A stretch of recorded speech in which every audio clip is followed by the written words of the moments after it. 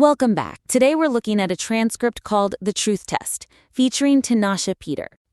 It's all about why Israel acts as a moral litmus test, and it gets into anti-Semitism, replacement theology, and this really interesting idea of suicidal empathy. Yeah, this one is dense. I'm ready. Okay, let's jump in.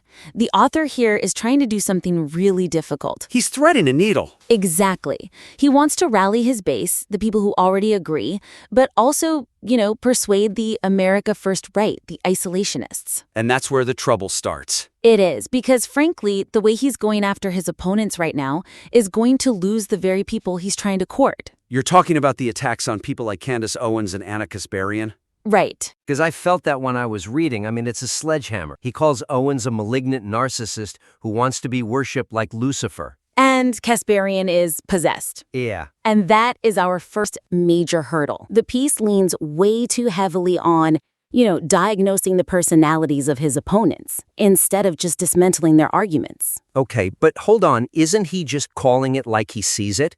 If he genuinely believes these people are acting in bad faith or there's a spiritual darkness there, why shouldn't he say that? It creates energy, fires up the base. It fires up the choir. 100%. Right. But remember the goal. He wants to reach the skeptic, the guy in the MAGA hat who's thinking, why are we sending our money overseas? And if that guy tunes in and hears, oh, Candace Owens is just a Luciferian, he's not hearing a geopolitical argument. He's hearing a catfight. He's hearing an emotional rant. It actually looks weak to a skeptic. Ah, okay. It allows the other side to just dismiss the whole thing as name-calling. Oh, he's not talking about foreign aid, he's just jealous. So it's a tactical error. A huge one. You have to pivot from psychoanalyzing the person to deconstructing the claim. You show the listener why they're wrong. You don't just tell them they're a bad person. Okay, so how do you do that without losing the fire? Because that anger seems pretty central to his whole brand. You just channel that anger into cold, hard history. Take the Candace Owens section. Right. She's pushing this Christians should focus on America only thing. So instead of speculating about her ego, you use the weapon he already has in his pocket, Chaim Solomon. The Jewish financier from the American Revolution. I saw that reference, yeah. Exactly. Tinashe points out that this guy bankrolled the entire revolution. Without that Jewish financing, there is no United States. That is a devastating point against isolationism. It's a killer. It proves from day one America was part of a global network. If you use that to dismantle her argument, you're using America First values, history, the founders, against her. That's smart. It boxes her in. You're basically saying you're not a real patriot if you don't know who paid for your country. Precisely. It's a checkmate. And you do the same thing with Tucker Carlson. Okay. The text says Tucker has no moral compass. Fine, maybe true. But to a fan of Tucker, you just sound like part of the establishment. So what's the better angle? The self-interest angle. The author mentions that ignoring Iranian aggression, which is what the isolationists want, it actually invites a bigger war. It drags the U.S. in. So don't attack his morality. Attack his competence. You say, Tucker's policy idea will end up getting American soldiers killed in a war we could have avoided. That hits home. It creates this cognitive dissonance for the listener. I like Tucker, but I don't want a war. And that little crack is where persuasion can happen. It's the same with the whole America First is hubris idea. Don't call them arrogant. Show them they're vulnerable. How so? He mentions that Israeli intelligence stops assassination attempts on U.S. presidents. Right. Lead with that. Make it concrete. You think we don't need them? Our leaders are alive because of them. All of a sudden, the alliance isn't charity. It's life insurance. Exactly. That tightens the screws. Okay, but this brings up another thing that I noticed. The whole piece kind of feels like it has multiple personalities. Jarring, isn't it? It gave me whiplash. 1 minute we're talking about, 1775 debt and intelligence sharing, very real-world stuff. And then the next sentence we're talking about the ethereal unseen and demonic alignment. That oscillation is the second big thing we need to fix. The material needs a structural bridge between the secular arguments and the spiritual one. Right now, they're just smashed together, and it risks alienating that secular conservative we just worked so hard to hook. But for this author, isn't the spiritual the whole foundation? I mean, if he thinks it's a spiritual war, he can't just hide that part. Oh, you don't hide it. but you have to earn the right to use it. Earn the right. You need a hierarchy, a logic bridge. You hook the rational mind first with the strategy, the history, the concrete stuff. Once the listener agrees that the situation is, completely illogical by normal standards, then you bring in the spiritual as the only thing left that makes sense. So you're kind of funneling them to the conclusion. Exactly. Take the question, why is Israel treated differently? Yeah. Right now, he jumps straight to, it's a spiritual battle. To a non-believer, that sounds like a cop-out. Right. So instead, start with the Thomas Sowell argument he references. Talk about the economics of envy. Talk about the no Jews, no news media cycle. Prove, using data, that the hatred is totally disproportionate. Okay, so you get them to admit, yeah, the media coverage is biased. The UN is obsessed. This doesn't make logical sense. Right. You exhaust all the secular explanations.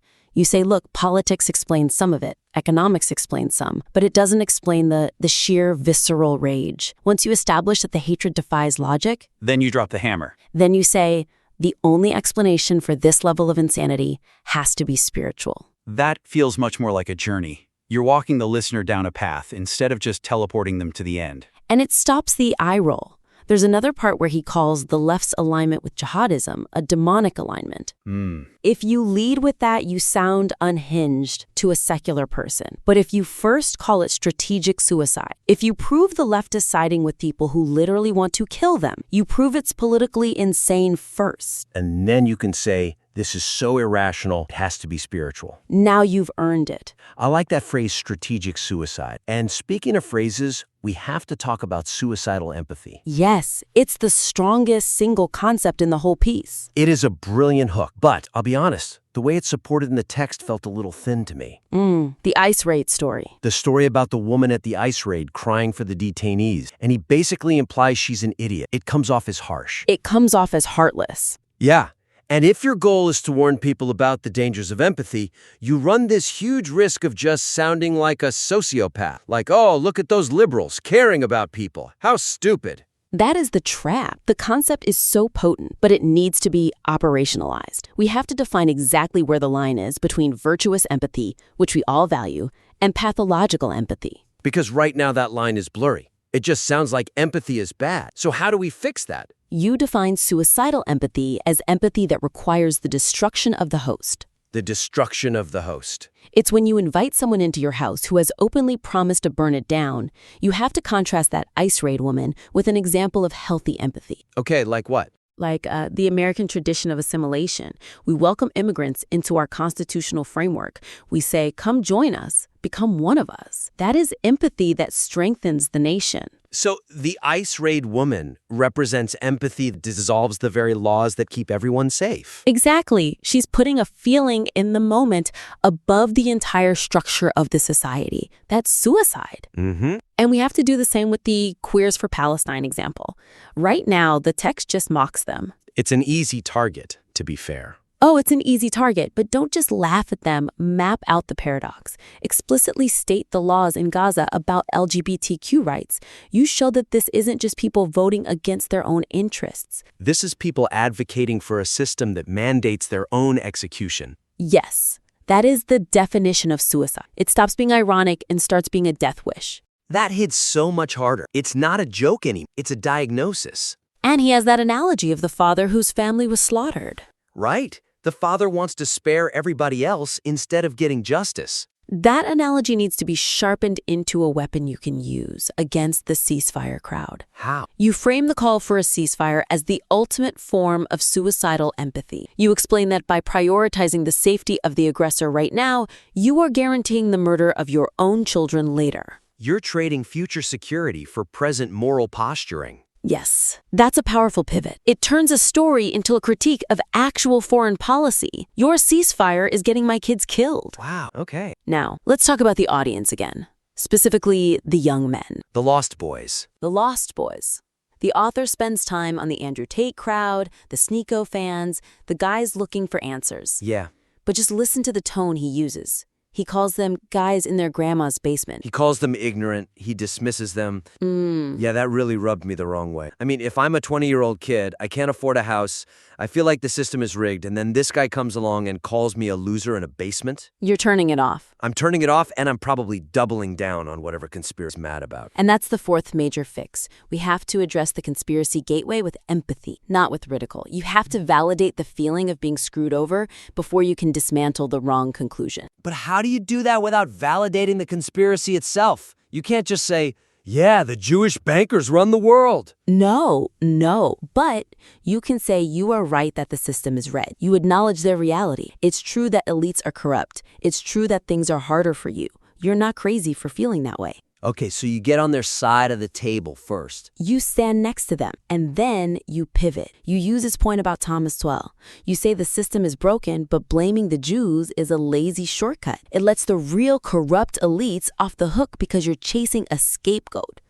That's interesting. You're treating them like truth seekers who just got bad direction. You frame them as truth seekers who got lost. You say, I respect that you want to see behind the curtain, but the people selling you anti-Semitism are lying to you just as much as the mainstream media is. Oh, that is good. That flips the script. You're telling them that by being anti-Semitic, they're actually being sheep. You hit them in the ego. You appeal to their desire to be an alpha or awake. You say, don't be a sheep for a different master. And you do the same thing with that Christ is King crowd, the Groypers. Instead of just questioning their salvation, you acknowledge their desire for a strong masculine faith. You meet them where they are. You say, I love that you want a Christianity with teeth, but a Jew-hating Jesus is historically and theologically incoherent. You're actually weakening your own faith by cutting it off from its roots. It's an intervention, not a roast. It has to be, because if you just mock them, you lose them forever. And this message is too important to just stay in its own silo. So, okay, let's bring it all together. What's the roadmap here? 4 steps. First, stop the name calling. Right. Don't call Owens a narcissist. Use the Haim-Salomon history to prove she's wrong. Don't call Tucker immoral. Prove his policies get Americans killed. You win on the substance. Use the data, not the diagnosis. Got it. Second, build that bridge. Don't just toggle between geopolitics and demons. Win the secular argument first, the economics, the security, the strategy, and then layer the spiritual on top as the only final explanation. Earn the right to get metaphysical. Third, define suicidal empathy. Don't just handle anecdotes. Define it as empathy that destroys the host's own safety and laws. Use the ceasefire argument to show its deadly real-world cost. Make it systemic, not just, annoying liberal behavior. And finally, stop mocking the young men in the basement. Validate their anger at the broken system, and then show them that anti-Semitism is a trap for sheep, not a path for wolves. Respect their pain enough to guide them out. Don't just laugh at them for falling in. It really all comes down to respect, doesn't it? Respecting the opponent enough to actually debate them, and respecting the listener enough to persuade them. That's the core of it. The author has the fire, he has the facts, he has the moral clarity. He just needs the structure to make it land. We want him to take these points, rewrite those sections, and send it back to us, because this is a message that needs to be heard, not just by the choir, but by everyone standing outside the church. Absolutely. I really can't wait to see the next draft. That's our critique. Get to work, and we'll see you next time.